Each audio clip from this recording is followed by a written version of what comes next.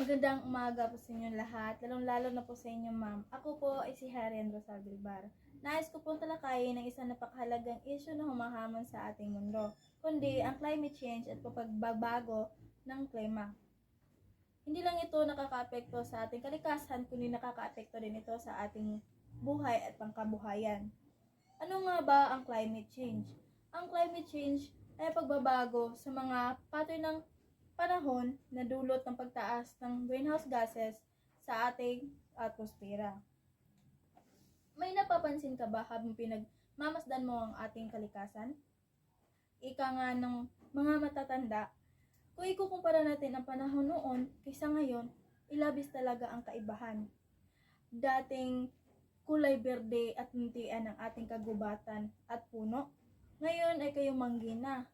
Dating asol ang ating dagat, ngayon ay itim na. Dating nakapaalang at nagkakalesa, ngayon nagdimakina na. Tuluyan na talaga tayong binago ng teknolohiya.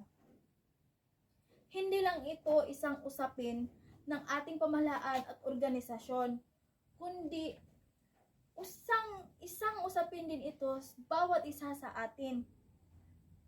Ang climate change ay isang hamon na dapat nating harapin bilang isang individual, bilang isang pamilya, bilang isang sambayanan. Hinihikayat ko kayong magkaisa at magsama-sama sa pagharap ng climate change. Tandaan natin na ang bawat hakbang ay may malaking epekto. Sa pamamagitan ng pagkakaisa at pagtutulungan, kaya natin lampasan ang hamon at dulot ng climate change. Maraming salamat at magpapatuloy tayo sa pagkilos para protektahan ang ating kapaligiran. Maraming salamat, mabuhay tayong lahat.